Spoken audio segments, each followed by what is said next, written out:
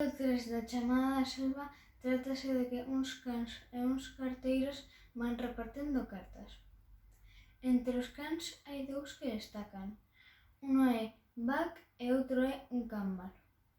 O can malo é malo porque tiña celos de Buck, xa que Buck era un can novo e facía un montón de cousas raras. Entón, os demais cans empezaron a gustarlle e o can malo tiña celos.